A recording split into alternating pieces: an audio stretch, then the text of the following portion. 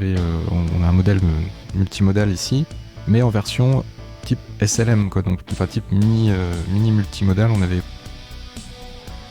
les modèles plus petits qu'on va réussir à finaliser un fine-tuning plus rapidement. Et donc là, ils arrivent avec un notebook qui est dédié au monde Python, qui est assez marrant puisque il peut tourner visiblement aussi dans du WebAssembly. Cette couche d'abstraction qui vous permet d'écrire du code pour manipuler de la donnée, quel que soit le moteur sous-jacent que vous utilisez. Répéter dans le groupe by la liste des champs qu'on a déjà donné. Voilà, Ouais. c'est des choses qui semblent être des archaïsmes complets, mais qu'on se traîne quand même depuis 40 ans. Bonjour à toutes, bonjour à tous. Bienvenue dans un nouvel épisode du Big Data Hebdo. Le Big Data Hebdo, c'est le podcast francophone de la data et de l'IA. Le Big Data Hebdo, c'est une revue de l'actualité data et IA ou l'interview d'un invité spécial. Aujourd'hui, nous ferons un épisode de news avec mon ami Paul pour animer ce podcast. Je suis Vincent Huchling, je suis le cofondateur de ce podcast et mon métier c'est d'accompagner mes clients pour imaginer, concevoir et implémenter les plateformes et outils data et IA qui changeront leur business. N'hésitez pas à me solliciter. Salut Paul, comment ça va ? Salut Vincent, ça va très bien. Content de te retrouver pour peut-être ce dernier épisode dernier épisode, mais premier épisode nouveau format avec la vidéo. Pour bientôt vous pourrez retrouver exact. aussi ces épisodes sur les chaînes de diffusion avec l'image en plus du podcast. Donc on va faire attention à comment on se tient aujourd'hui devant la caméra.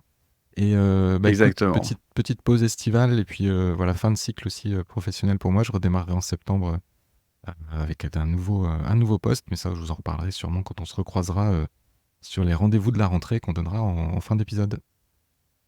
Ouais, super. Bah écoute, ces phases de transition sont toujours des moments qui permettent de prendre un peu de recul et de se repositionner de manière plus facile pour le futur. Et donc, je suis content pour toi que tu aies cette nouvelle opportunité dont tu nous reparleras en septembre.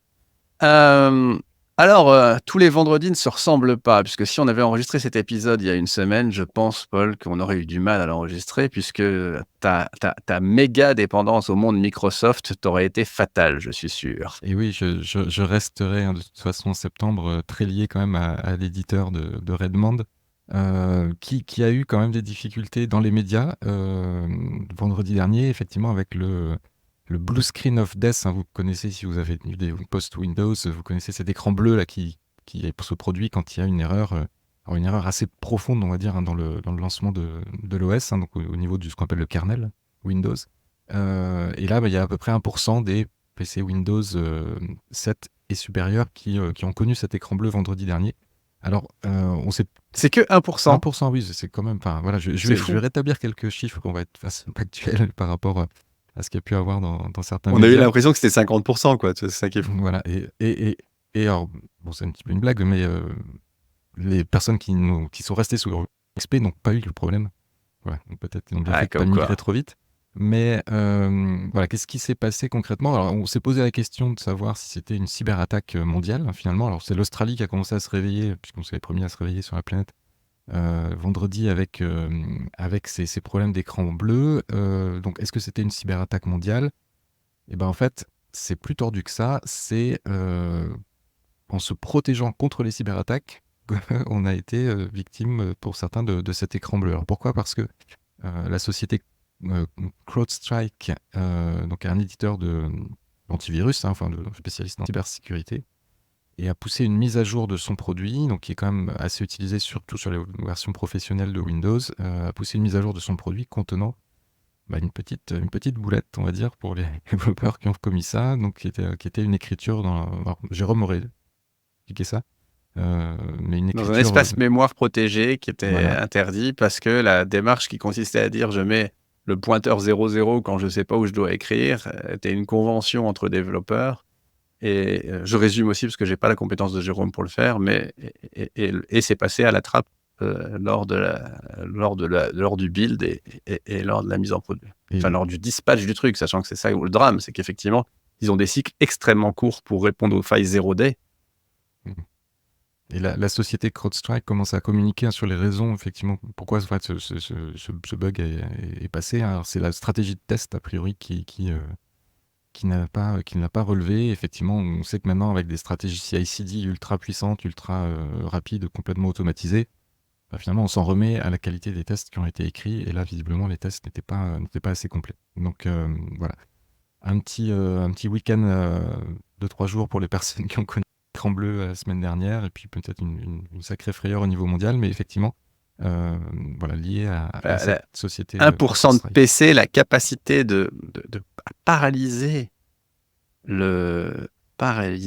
l'économie a été complètement folle, quoi. C'est-à-dire que et c'est là qu'on se rend compte aussi quand on est par exemple dans des entreprises où il y a parfois, par mauvaise coïncidence, 2 personnes malades, les services sont complètement désorganisés. Ben là, c'est un peu la même chose. Et alors, c'est assez marrant, il y a des mecs sur Twitter, alors est-ce que ce sont des petits malins ou est-ce qu'il y a qui ont fait des threads. Ah super, j'ai trouvé un job chez CrowdStrike, super. Ah, j'ai fait mon premier commit. Ah merde, je me suis fait virer.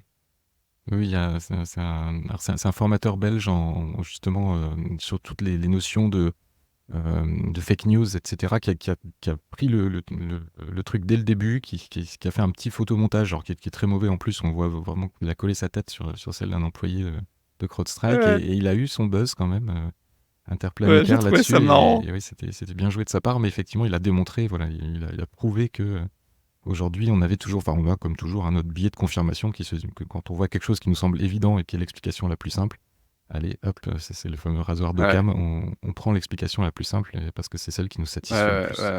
Un week-end qui s'annonce un peu plus facile que le week-end précédent pour le monde Microsoft. Et de manière assez marrante, il y a des petits malins qui ont souligné aussi que la dernière fois qu'il y avait eu un truc comme ça, une grosse boulette d'un antivirus qui était parti en production, c'était McAfee, c'était il y a un petit paquet d'années. Et le PDG de CrowdStrike était PDG de McAfee à l'époque. N'étant pas causalité, nous ne ferons pas de conclusion, mais... Donc voilà, écoute, au moins, il a pu replonger dans ses souvenirs pour gérer la crise. C'est l'avantage.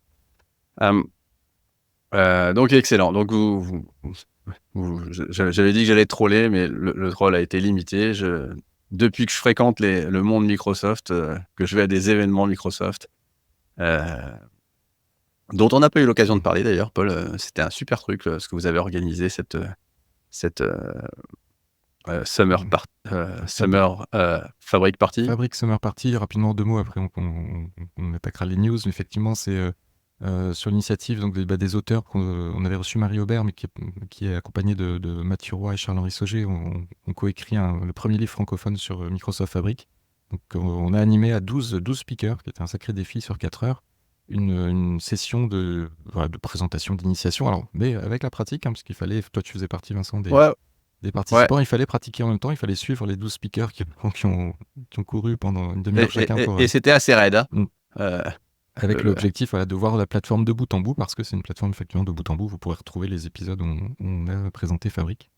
Et il y aura sans doute peut-être, on verra si Charles-Henri souhaite relancer un peu cette dynamique, d'autres opportunités, peut-être pas que à Paris d'ailleurs, de reparticiper à ce genre d'événement. Ouais, c'était très dense, et mon principal retour, c'est, je pense que chacune des interventions de chacun des speakers, vous avez donc détaillé de bout en bout, depuis comment on acquiert de la donnée dans Fabric, comment est-ce qu'on la structure, comment est-ce qu'on crée le modèle sémantique pour aller dans Power BI, comment est-ce qu'on utilise Power BI, comment même on peut faire des choses avec du temps réel et des choses comme ça.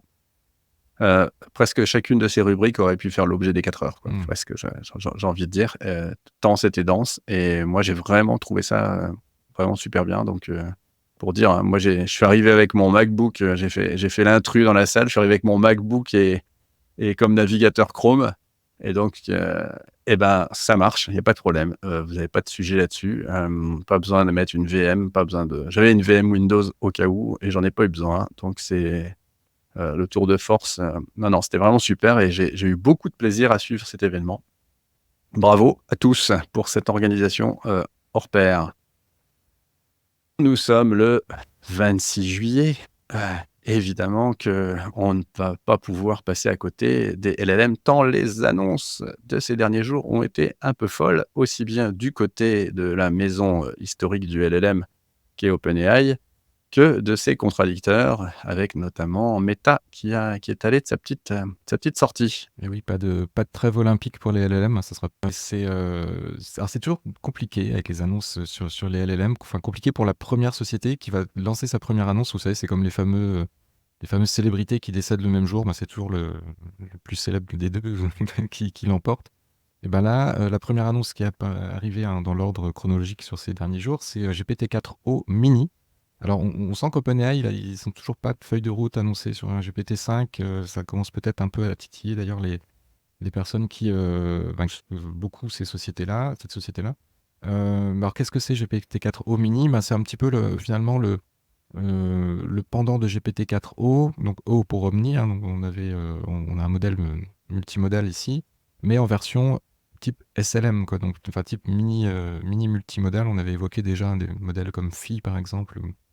Il sera un modèle plus petit. Alors qu'est-ce que c'est plus petit? C'est quand même des milliards de paramètres, mais petit au sens où finalement on a plus de capacité à le faire tourner soi-même. Ça peut presque, si on a une belle machine avec des GPU, on peut le faire tourner en local. Le faire tourner soi-même requiert quand même d'avoir un petit peu les moyens de le faire. Plus envisageable, on va dire, qu'effectivement avec les larges modèles. Et on a aussi finalement l'idée sur les modèles plus petits qu'on va réussir à finaliser un fine-tuning plus rapidement, et donc à se dire effectivement, est-ce qu'on arrive avec cette étape de fine-tuning, donc d'entraînement peut-être à une nouvelle tâche ou sur des données complémentaires, on va arriver à stabiliser quelque chose qu'on pourra évaluer plus rapidement. Donc c'est tout l'intérêt des modèles mini. Il y a aussi le fait de les faire tourner, comme on dit, at edge, donc peut-être après de manière plus déportée. On peut imaginer tout. Enfin, vous connaissez les scénarios autour de l'IoT. Donc GPT-4o mini, il garde quand même cette capacité de vision, donc ça c'est intéressant. On a toujours l'idée de dialoguer avec lui et puis de lui faire travailler sur du texte, mais il garde aussi sa capacité de vision. On le compare dans les fameux benchmarks, avec lesquels j'ai toujours un petit peu de mal, parce que est-ce que le modèle a été entraîné pour gagner le benchmark? C'est toujours la question, mais on le compare avec un GPT 3.5 Turbo, et on est sur des coûts à nouveau, alors qu'on dit 60% inférieur à ce qu'était 3.5. Oui, en termes de coûts, mais de coûts d'entraînement, tu veux dire Ouais. De manière globale, a priori, c'est ce qui se dit. Parce qu'effectivement, dans les coûts, on distingue bien les coûts d'entraînement du modèle initial, alors qui ne sont pas répercutés pour les utilisateurs, hein, bien sûr, mais si on se projette plus, on va dire, sur les coûts écologiques aussi de ce type de modèle. On a après le coût à l'inférence, et qu'on paye deux fois, hein, on paye au prompt, donc à ce qu'on envoie, l'input, et on paye à l'output qu'on reçoit. Donc là, on est sur des ordres de grandeur de prix de 15 centimes de dollars pour le million de tokens de prompt, et pour la complétion à 60 centimes au million de tokens. Donc on se situe sur des tarifs effectivement qui sont... aujourd'hui, en fait, OpenAI, à chaque fois qu'ils sortent un nouveau modèle, revoit à peu près leur grille tarifaire, remettre les choses, vous payez à peu près toujours la même chose, mais vous avez des modèles de plus en plus puissants, en gros. Et donc le fine-tuning sera aussi bientôt disponible pour GPT-4o mini, GPT-4o mini. Voilà, donc une annonce effectivement intéressante, donc toujours dans cette idée d'avoir des modèles plus petits qu'on pourrait éventuellement spécialiser, plus efficaces, mais j'ai l'impression que cette annonce est quand même passée un petit peu. Et alors c'est assez marrant parce que on avait l'impression que c'était la vraie tendance, c'était justement de réduire la quantité de paramètres, enfin d'avoir quelque chose de plus portable. Et patacrac. Max Zuckerberg, plus que Marc, effectivement, on revient à nouveau à ces fameux B exponentiels. Donc, vous savez, le B dans les foundation models, c'est le nombre de paramètres en milliards, billions, donc le nombre de paramètres du modèle. Donc, Meta a annoncé sa version 3.1 de Llama. On était déjà à Llama 3, hein, qui avait déjà un petit peu effacé le DBRX de DBX à l'époque, de Databricks à l'époque. Et donc Llama 3.1 est annoncé donc dans 7B, 80B et 400B. Alors voilà, 405, on est au-dessus d'un GPT 3.5 par exemple. C'est quand même fou en termes de taille. Ouais. On ne connaît pas le nombre de poids de GPT-4, donc c'est pour ça on a du mal, mais on doit être sûrement dans les ordres de grandeur assez similaires. Donc effectivement, voilà, on revient sur cette histoire de modèle assez énorme. Alors qu'est-ce qui change là-dedans? Pardon, je t'interromps parce que j'arrive pas à le garder pour moi, mais rebondir sur le 405 milliards fait avec 15 trilliards de tokens. Voilà. 15 trilliards de tokens. C'est absolument ahurissant. Alors, on sait pas ce qu'il y a dans ces 15 trilliards de tokens, par contre, et c'est en ça que, effectivement, l'open source, selon Mark Zuckerberg, j'arrive pas à le dire aujourd'hui, tiens. Mark Z. Ou Zuck. C'est sa notion de l'open source, voilà, et bon, est assez parcellaire. Qu'est-ce qui va être vraiment ouvert ici? C'est les poids. Donc, vous pouvez effectivement récupérer les 405 milliards de poids. On ne saura pas exactement quels sont les datasets d'entraînement. On connaît la taille, effectivement. On connaît les méthodes. Il y a eu un papier de recherche qui est sorti donc, sur les méthodes de... vous savez un peu la deuxième étape qu'on fait après un entraînement de modèle de fondation. On les fine-tune, entre guillemets, mais on les aide à être plus... comment dire, sans faire de comparaison humaine, j'allais dire plus humain dans le dialogue, mais c'est pas tout à fait ça, parce qu'on sait que c'est toujours un côté très mécanique quand même. Mais en tout cas... Qui est-ce qu'on reproche au LLM d'une manière générale, qui est effectivement là où il y a un effort à faire sur le fait de lui enlever une petite dose de rigueur dans sa réponse. Ouais. Et donc voilà, c'est fait avec des données synthétiques, ça c'est intéressant aussi parce qu'on sent que les approches sont de plus en plus automatisées. On se rappelle à l'époque de GPT-3, toutes les critiques qu'il y avait eu sur les travailleurs du clic, il y avait effectivement des conditions absolument horribles d'intervention sur les contenus à la fois soumis et produits par les modèles dans cette dernière phase d'entraînement. Donc là, c'est plutôt sur la donnée synthétique qu'il y a des opérations faites pour finaliser le modèle. On est quand même sur 16 000 GPU de type H. Donc, bon, voilà, ce qui représente un budget de dingue, parce que si ma mémoire est bonne, une H100 chez un cloud provider, ça vaut 1000 balles le mois, quoi. Et à l'achat, alors c'est négocié, hein, si on dire ils étaient tarifs négociés, mais on est, je crois, ordre de grandeur autour de 50 000, 70 000 dollars. Et Xavier Niel, par exemple, lui, compte équiper son supercalculateur, enfin en tout cas son infra nécessaire pour ses expérimentations. Pour QTI. Voilà, QTI, autour de 1000 GPU. Donc on se rend compte effectivement que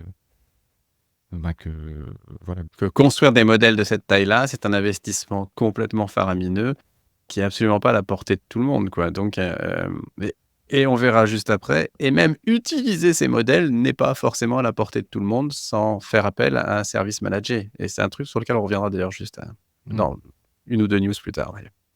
Donc service managé, tiens, je me fais penser à ça d'ailleurs, que ce soit Hugging Face ou ce qu'on appelle Azure Model Catalog aussi. Hein, donc le modèle est déjà disponible. C'est possible aujourd'hui de l'utiliser. Je continue sur la notion d'open source. Voilà, un petit peu différente de ce que vous pouvez connaître peut-être du monde open source. Là, il faut quand même remplir un formulaire, donner ses coordonnées et après on peut récupérer le modèle. Voilà, donc il y a quand même... alors peut-être que c'est pour effectivement une sorte de traçabilité derrière après des usages qui en sont faits aussi. Voilà, donc toujours une licence à bien creuser si vous voulez derrière aller utiliser ce modèle pour vos usages professionnels. On sait que la SNCF, Gare et Connexion d'ailleurs, sont dans les premiers bêta-testeurs du modèle. Et on pourrait, alors ça c'est une news que j'ai vu passer sur LinkedIn et qui m'a fait sourire, et tu vas aimer ça Vincent, parce que je sais que tu aimes bien les MacBook Pro, mais on peut effectivement imaginer, alors grâce surtout au mécanisme de quantisation, hein, c'est-à-dire qu'on peut, vous savez, comme quand on pixelise une image ou comme quand on joue à un vieux jeu de Nintendo 8 bits, on peut réduire aussi la précision des poids. Donc 405 milliards de poids, mais on peut limiter les chiffres après la virgule et donc retomber sur du 8 bits, je crois même du 4 bits. Voilà, pour expliquer très brièvement la chose à ceux qui... Imaginons que vous êtes sur 2 octets, pardon. En termes de précision, vous avez 60, si ma mémoire est bonne, 65 000 valeurs possibles. Vous passez sur un seul octet, vous n'en aurez plus que 256, donc ça veut dire que vous avez une approximation qui va se faire, puisque il va falloir remapper 65 000 valeurs dans une échelle de 256. C'est ça le principe de cette quantisation. Ça se fait jamais dans cet ordre de grandeur, bien sûr, ça se fait dans un ordre de grandeur un peu plus limité, où on va faire un octet et demi à la place de 2 octets, par exemple. Mais ça permet de réduire de manière drastique la taille des modèles et le memory footprint qu'ils vont avoir sur votre machine. Et donc, il y a des gens qui ont essayé, a priori, d'aller faire tourner en local le Llama 3.1 405B. Alors, comment faire? Donc, avec 2 MacBook Pro, donc, sans doute des versions assez puissantes, donc je crois que c'est 128 Go de Ouais, ce RAM. que j'allais dire, parce que c'est du Pro Max, de dernier Pro Max qui peut exister, donc c'est déjà des machines. Je pense que là, déjà, on en a pour bien 10 000 balles de machines pour les deux, quoi. Hein, donc, relié avec un câble Thunderbolt, je crois. Et puis après, les petits outils type Lama CPP, donc qui permettent de pouvoir tourner en local et a priori, ça marche. Bon, voilà. Si vous avez ces 2 bécanes chez vous, le câble qui va bien, vous savez comment vous occuper ce week-end. Mais bon, il a fait. Après, il faut voir le rate à laquelle ça peut bouffer du token, quoi. Bon, ça sera le démonstrateur, mais mine de rien, ça veut dire que effectivement, ça requiert, rien que pour faire le proof of concept du truc, il faut déjà des moyens démesurés. Donc, on est assez loin quand même d'un truc dont on parle de plus en plus pour justifier l'inflation galopante de la taille des machines. On verra ce que Apple nous réserve avec Apple Intelligence. Ça commence un petit peu à bouger et je pense qu'on y reviendra à la rentrée. Apple dit, ouais, ces machines avec plein de GPU que vous avez, évidemment, vous allez pouvoir embarquer du LLM dedans. Je veux dire, il va falloir déjà qu'Apple arrête de mettre son entrée de gamme avec 8 Go de mémoire, hein, qu'ils osent monter un cran au-dessus en termes de taille de mémoire disponible. Mais ça reste encore des machines qui nécessitent des ressources importantes pour satisfaire ce type d'ambition, quoi. Soyons très clairs là-dessus, quoi.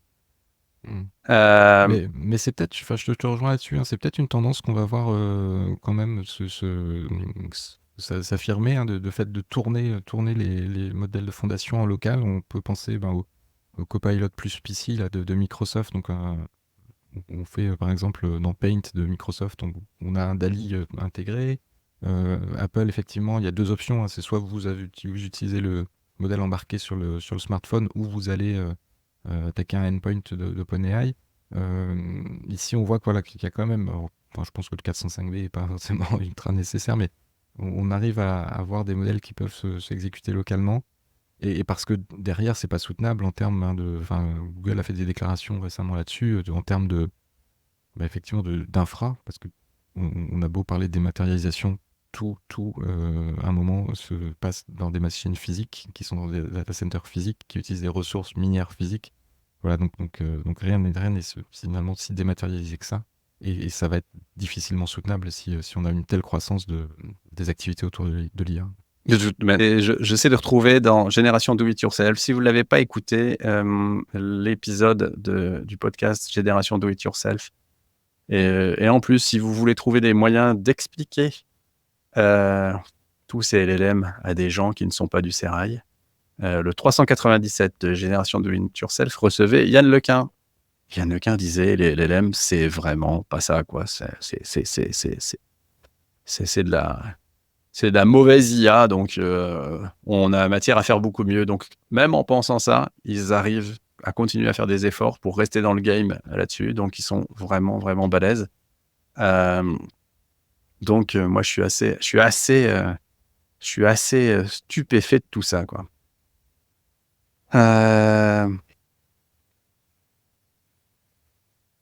Pour continuer, il y avait un post. Donc, vous avez un nouveau néologisme. Au lieu de dire fucked, vous pouvez dire zucked.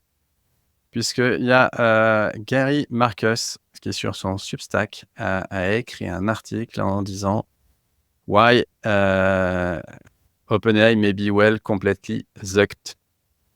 Donc, l'idée, c'est quoi? C'est de dire, finalement, aujourd'hui, OpenAI a un modèle fermé qui est en closed source, hein, qui n'est pas open source, qui n'est pas disponible autrement qu'au travers des services d'OpenAI. Et est-ce que OpenAI va continuer à maintenir sa génération de revenus s'il y a des alternatives qui sont aussi bonnes que ça? C'est la question qu'on peut se poser, c'est la question que pose, et sachant que les coûts continuent à être galopants puisqu'ils évaluent que la distribution en termes de coûts, on ne sait pas quel est le revenu que fait OpenAI, mais la distribution en termes de coûts, c'est 7 milliards par an pour le training et l'inference. Alors, une partie étant liée quand même au revenu, puisque l'inference est lié au revenu, mais le training reste assez fixe. Et à mon avis, c'est une grande partie de ces 7 milliards de dollars. Le staffing, le cost de People, c'est 1,5 milliard. Impressionnant, hein? Et donc, ils mettent ça en exergue en disant, bon, ben ouais, au fait, est-ce qu'ils ont vraiment une technologie si unique que ça? Est-ce qu'il y a un truc qui est la killer app? Est-ce qu'on peut compter sur eux parce qu'ils sont disponibles? Donc, comment est-ce qu'ils vont assurer cette profitabilité dans le futur, quoi? Parce qu'avec avec le coût que vient de leur jouer Meta, ils risquent d'avoir des vrais problèmes. Donc c'est un peu assez intéressant si vous voulez avoir la contrepartie business de ce dont on vient de parler, qui permet quand même de dire, même ils ont récemment valorisé, pardon, l'entreprise à 80 milliards, ils vont devoir refaire un tour d'investissement avant les 12 prochains mois pour pouvoir continuer cette course galopante. Et donc, alors que les chiffres sont là, ils devraient logiquement perdre 5 milliards de dollars cette année encore. Donc, c'est de toute façon le sujet des valorisations de startups et de la course aux investissements et au funding que subissent ces startups, poussés au paroxysme, vu qu'ils sont dans des échelles totalement folles dans ce monde du LLM, quoi. Voilà. Et si on veut en faire moins justement avec les LLM, est-ce qu'on se limiterait pas sur notre traduction, sur le fait de recourir au... Ouais, alors c'est justement effectivement un post super intéressant que j'ai vu sur LinkedIn. Et donc on vous met le lien sur LinkedIn, c'est Thomas Gerbeau, qui est un data scientist marseillais qui a fait des trucs super intéressants. Je vous invite à le suivre, il a des prises de position super intéressantes et qui relaye le post de la Société française de traduction qui explique qui sont évidemment, eux, mis dans un niveau de difficulté non négligeable avec l'arrivée des LLM, hein, bien sûr, puisque aujourd'hui, là où c'était un métier, je vais dire, quasiment manuel auparavant, maintenant, c'est pratiquement le go-to par défaut, ça va être de faire ça avec un LLM. Et puis, si c'est pas satisfaisant, peut-être qu'on se repenchera sur les anciennes méthodes. Et donc, c'est un petit carrousel d'une dizaine de pages que vous pouvez lire sur LinkedIn. Globalement, vous allez contribuer à la disparition d'un métier. Mais ouais, so what? Ok. Vous n'êtes pas assuré du respect de la création et du savoir-faire humain et de fait que vous respectez les gens qui ont créé de la matière qui va être utilisée pour faire ces traductions.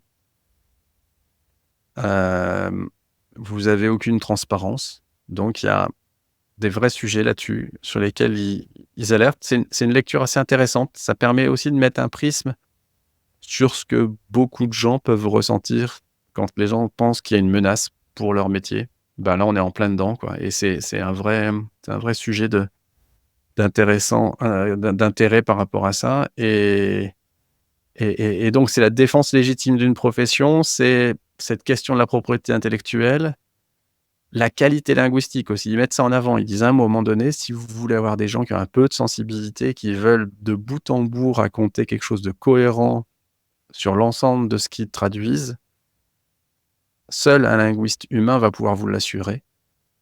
un LLM, vous n'avez pas la certitude qu'il va vous répondre 2 fois quelque chose de similaire, de cohérent à la même problématique.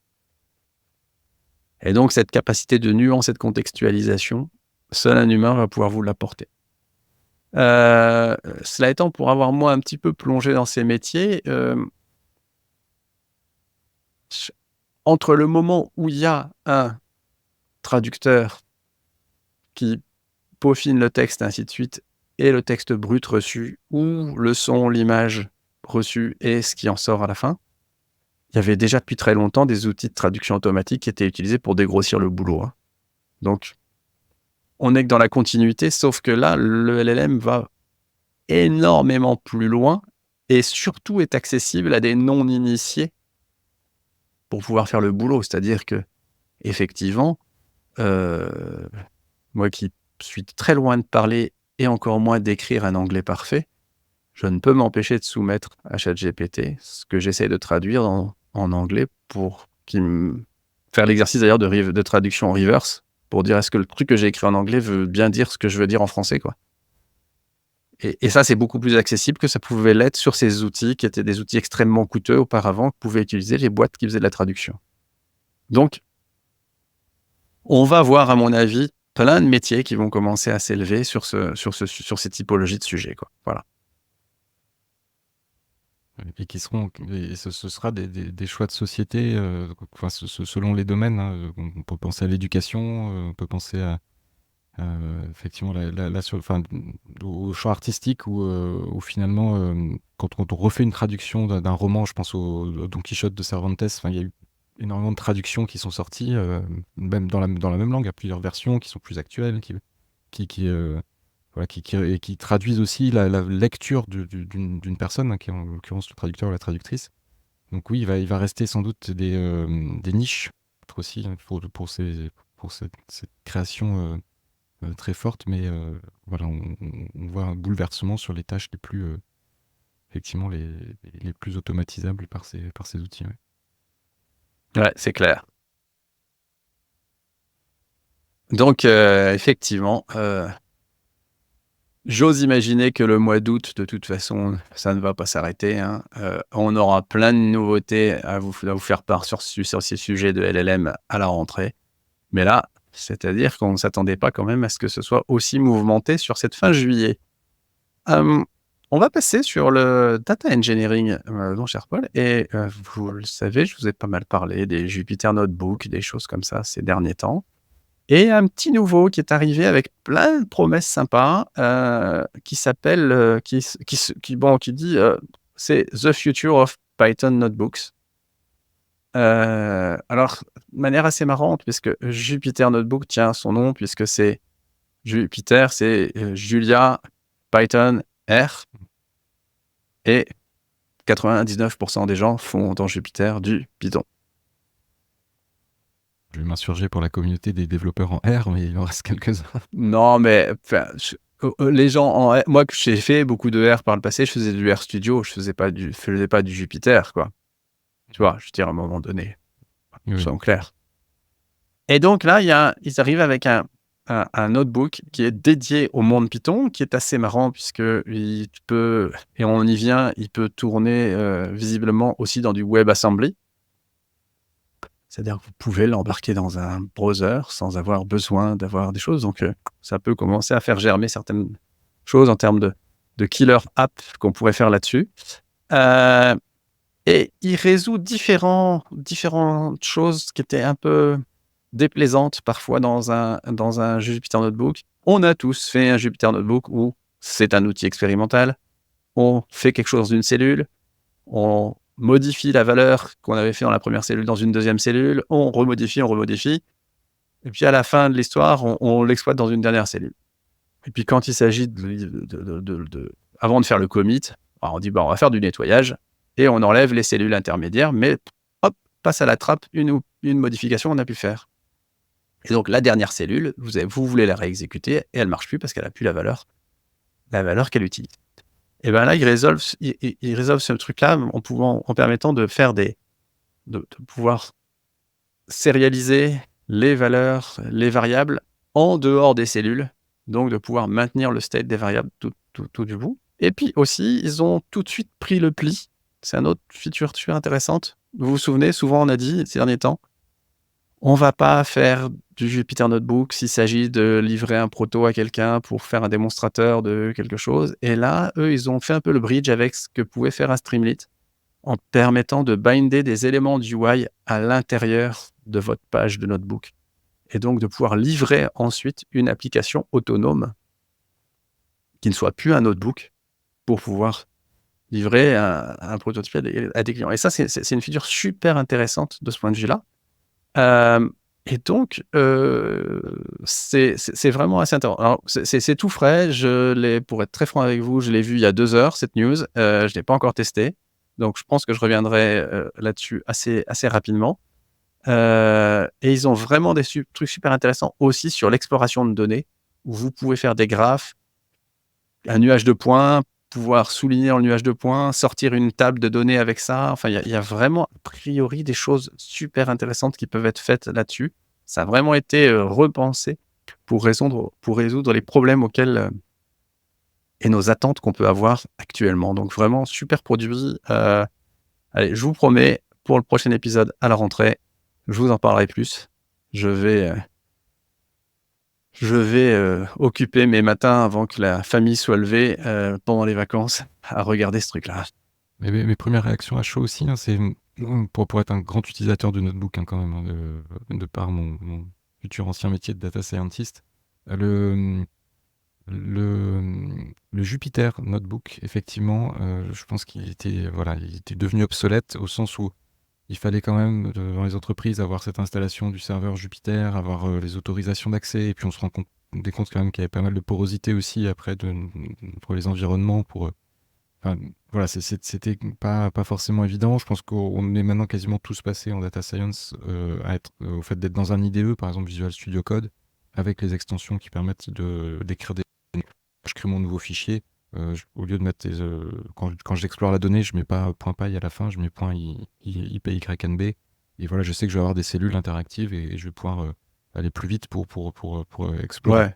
Et effectivement, à la fin, on va reconvertir la chose. Et je crois d'ailleurs que si je me souviens bien dans ce que propose Marino, on est directement d'ailleurs sur de l'extension .py. Je crois que par défaut, c'est un .py. Et alors, les exemples, il y a un Made with Marino en bas de la page. Et les exemples sont vraiment super bien faits, qui est l'explorer de données, qui est le fait de pouvoir faire des applications pour faire du PDF chat. Donc, on peut s'imaginer que ça joue avec un back-end OpenAI. Donc, il y a vraiment, sûrement, on n'est pas loin de cette idée du couteau suisse du tooling d'expérimentation et de prototypage.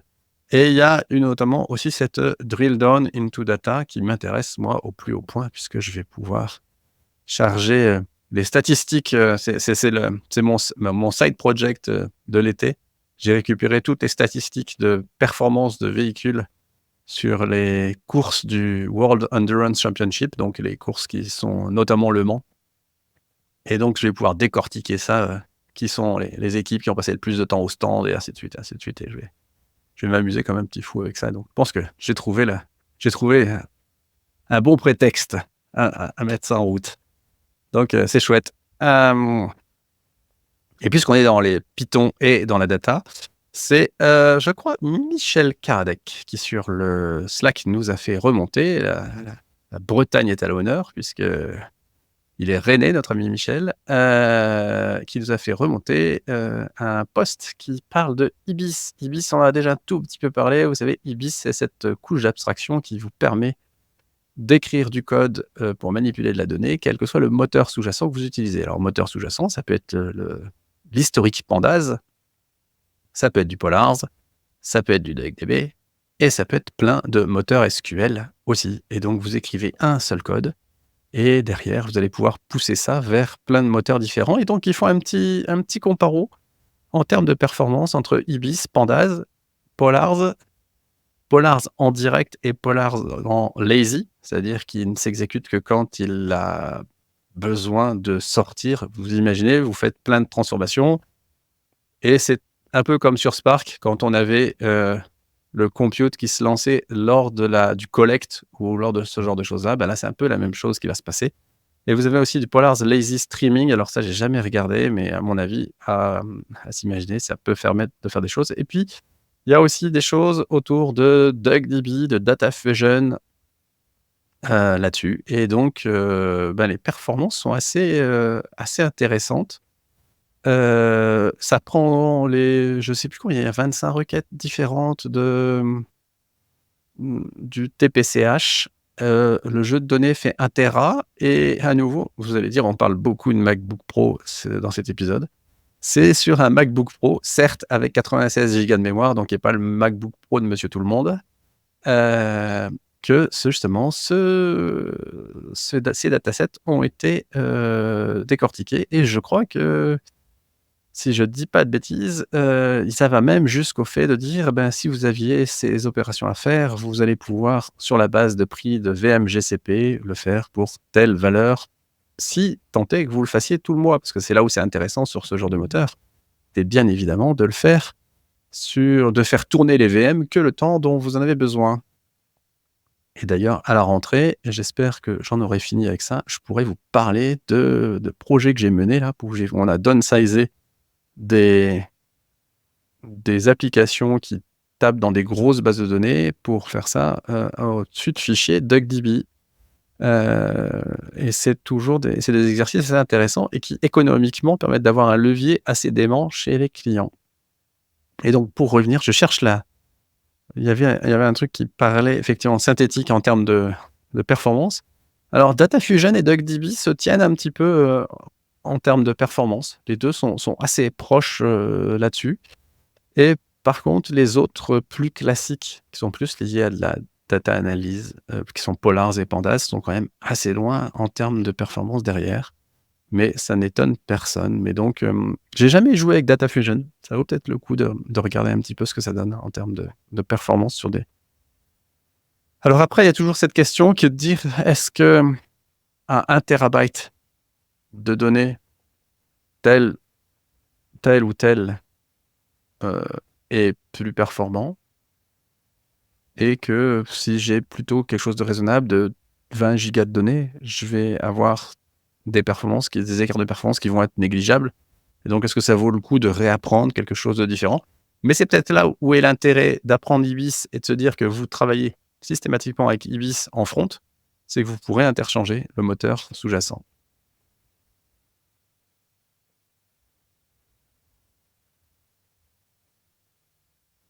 Alors, un outil qui me fait tousser, c'est deux idées là, qui me viennent quand on a toujours ces idées de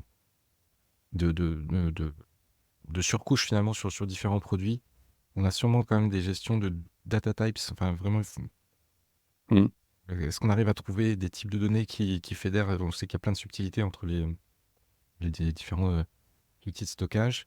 Et après, quelle va être l'écriture de tout ça? Moi, ce que j'attends, c'est le langage qui fera mieux que SQL, au sens où on va pas dire quel est le nom de la table à la fin, après avoir dit quelles sont les colonnes dont on avait besoin. Enfin, on sait qu'il y a déjà eu effectivement des initiatives autour de langages qui pourraient être plus explicites. Ouais, on pense à Malloy, on pense à tous ces trucs-là, effectivement. Ouais. Ou nous faire répéter dans le groupe by la liste des champs qu'on a déjà donnés. Voilà, c'est des choses qui semblent être des archaïsmes complets, mais qu'on se traîne quand même depuis 40 ans. Voilà, est-ce que j'ai pas creusé la syntaxe ici? J'ai l'impression que de première vue, elle se rapproche plus effectivement d'une syntaxe un peu à la PySpark ou enfin du ouais, puis où tu chaînes des choses qui pourraient être faites de manière indépendante et donc qui sont plus faciles. Moi, ce que je vois, c'est que c'est plus facile à itérer là-dessus que itérer sur la création de requêtes SQL, ou justement parce que les trucs sont pas dans un ordre logique et que tu fais ton group by à la fin, mais il faut avoir mis les champs au-dessus, et il faut avoir mis les conditions, les agrégations que tu veux faire en début, et après tu fais le group by. Alors, tu vas me dire, ouais, tu peux itérer sur du SQL en faisant une chaîne avec des with, machin, with telle requête qui donne with, machin. Bon, ok, je veux bien, mais in fine, c'est quand même pas le truc le plus facile de la Terre, quoi. Et là, ce qui est très certain, c'est qu'on se retrouve dans quelque chose d'un peu plus lié. Alors attention, à nouveau, ça rejoint un petit peu ce qu'on se disait l'autre jour avec Florian Eden, où on parlait de DBT versus SQL Mesh. La population qui vient de l'analytique, qui fait du SQL, c'est pas ça qu'ils vont utiliser demain. Ils vont continuer à faire un truc qui leur est compréhensible en SQL. Les populations de gens qui savent développer, c'est clair qu'ils vont voir ça comme une super opportunité aussi. À suivre. Allez, on va terminer par un petit carnet mondain, puisque notre carnet de balles de rentrée sera sacrément chargé, mon cher Paul. Et oui, vous allez peut-être pouvoir nous rencontrer dans la vraie vie, et pas seulement au travers de ces podcasts et maintenant vidéo. On va commencer par fêter les 10 ans, les 200 épisodes du Big Data Hebdo à Nantes lors du Salon Data et IA le 17 septembre par un enregistrement live d'épisodes, d'épisodes dédiés à la qualité de données.